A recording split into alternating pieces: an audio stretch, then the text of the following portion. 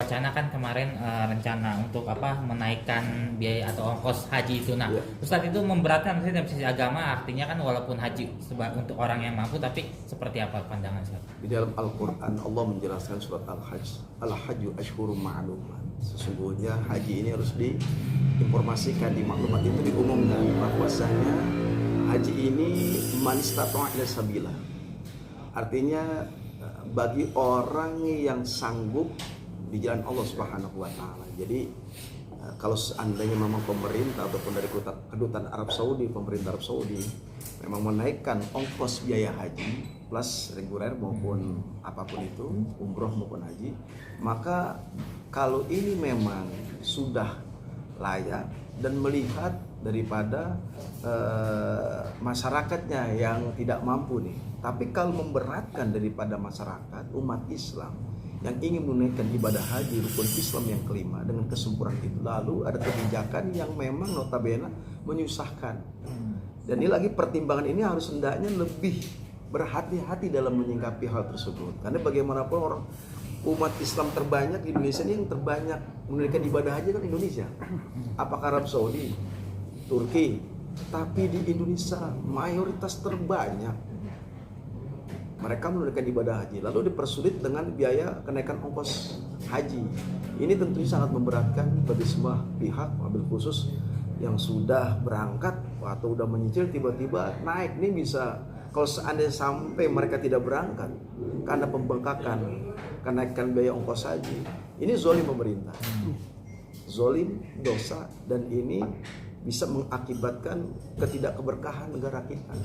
Karena jangan dipersulit orang yang ingin menunaikan ibadah haji dengan semaksimal mungkin, dengan kemampuan dia, tiba-tiba ada kebijakan yang nggak relevan terhadap daripada masyarakat umat Islam yang memang ingin menunaikan haji. Ada kendala seperti ini, lalu mereka menggugurkan, dosa. Maka kebijakan itu daripada mereka-mereka ini yang menaikkan pemerintah ongkos ibadah haji, mereka akan mendapatkan dosa.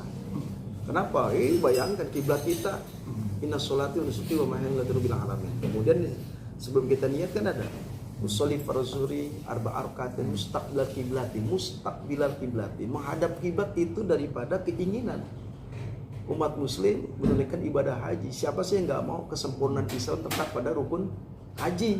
Nah, ketika ini ada sesuatu kendala yang kebijakan pemerintah ingin menaikkan ibadah ongkos haji, ini harus dibaca dulu kondisi keadaan masyarakat kita. Jangan serta-merta ketika ini bayar pajak lalu dia ongkos haji ditaikin dan sebagainya. Ini bagi saya tidak relevan ini. Dan ini mohon maaf lahir batin, saya sebagai mengamati ya, ini tidak relevan terhadap pemerintah menaikkan ongkos ibadah haji. Zolim ini. Jadi bagi Anda memang bijak, tapi bagi kita tidak bijak. Tidak sesuai dengan situasi kondisi pada saat ini.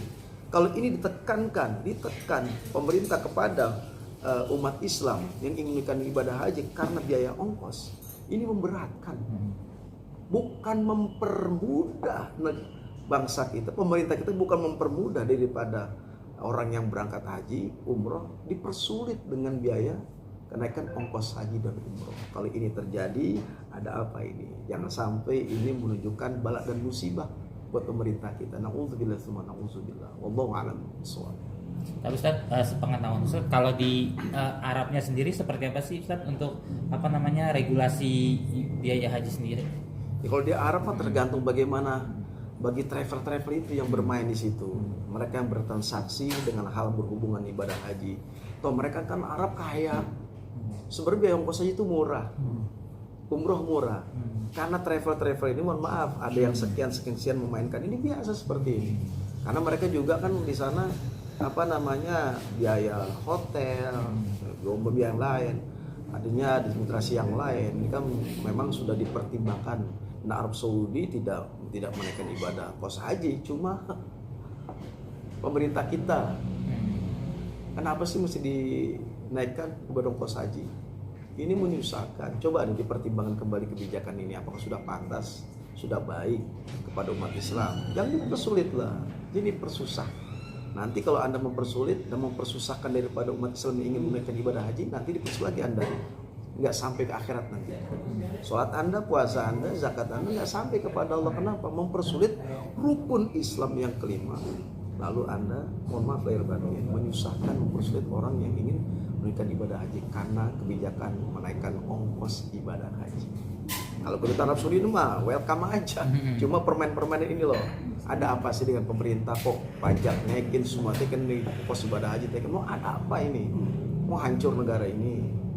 Kan kita lihat nih, negara mayoritas terbanyak umat Islam di Indonesia yang paling banyak menunaikan ibadah haji. Ini survei fakta. Dan kedutaan Arab Saudi memberikan apresiasi. Visa terbanyak itu di mana sih? Visa haji. Orang Indonesia, umat Muslim Indonesia yang menunaikan ibadah haji terbanyak loh sedunia Indonesia. Kedutaan Arab Saudi memberikan apresiasi. Justru banyak kota-kota nih yang diberikan kepada, karena memberikan apresiasi kepada umat Muslim Indonesia menunaikan ibadah haji, diberikan kota tuh, dilebihkan. Sampai ada yang berangkat umpamanya di tahun berapa tuh, 20 tahun baru berangkat. Lalu apakah imbasnya ada? Oh, ada imbasnya. Ya kasihan orang nabung tuh umpamanya udah dari mulai 250 juta umpamanya. Tiba-tiba kenaikan ongkos ibadah haji menjadi 300 juta. Ini kan mempersulit. Kasihanlah. Ayo lebih bijak untuk menyikapi kenaikan ibadah ongkos haji. Ustaz, tanggapannya Ustaz sedikit mengenai katanya yang memiliki materi lebih banyak tuh bisa didahulukan. Itu emang seperti itu? Gimana Ustaz? Banyak masyarakat nih yang menabung bertahun-tahun tapi tiba-tiba besok mau berangkat nggak jadi itu Ustaz. Itu gimana? Ini lagi-lagi nih disebut haji plus. Atau haji undangan kita sebut. Nah kalau ini terjadi memilah dan memilih, bahkan ada kegeseran nih. Nah ini terjadi, orang lebih banyak duit didahulukan, yang lama ditelantarkan dengan bla bla bla dengan berbagai macam cara spekulasi mereka. Lalu kemudian yang banyak duit dahulukan. Kalau ini terjadi kan zolim.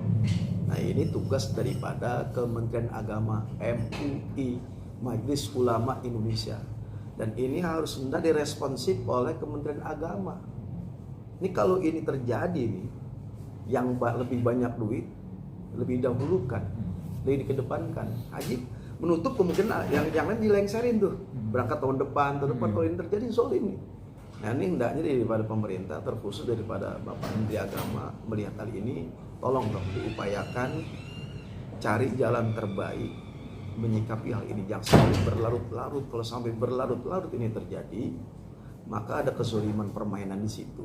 Yang jangan sampai ini menyusahkan, mempersulit daripada umat Islam yang ingin menunaikan ibadah haji. Oleh karena itu saya menghimbau kepada MUI, Majelis Ulama Indonesia, Kementerian Agama agar lebih serius menyikapi masalah kenaikan ibadah ongkos haji. Tapi Ustaz, terakhir dari sisi agamanya, apabila kita niat haji udah nabung itu pahalanya udah mengalir atau seperti apa sih mungkin?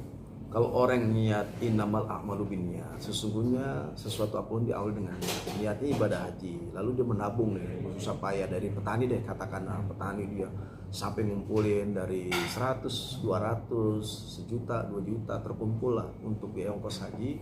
Kesempurnaan dia karena kebahagiaan, kegembiraan yang dirasakan dari umat muslim adalah menunaikan ibadah haji. Menabung, akhirnya dengan pas pada tahun ini berangkat bergeser lah. Karena apa? Karena dari orang-orang yang banyak duit yang bermain di situ. Kan zolim tuh.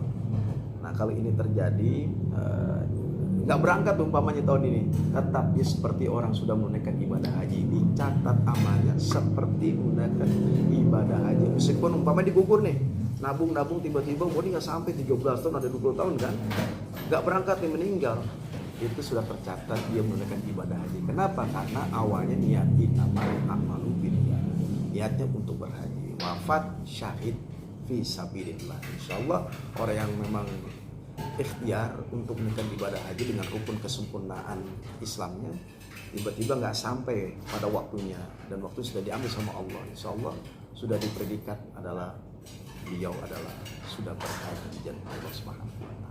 Oke Ustaz, ini kan bisa dikatakan haji ini adalah suatu undangan dari Allah. Iya, gimana sih Ustaz apabila ada orang yang banyak uang tiba-tiba berangkat lebih dulu, sedangkan orang yang nggak punya uang berangkatnya lebih lama, tapi karena dia udah diundang duluan sama Allah, akhirnya yang berangkat yang lama gitu.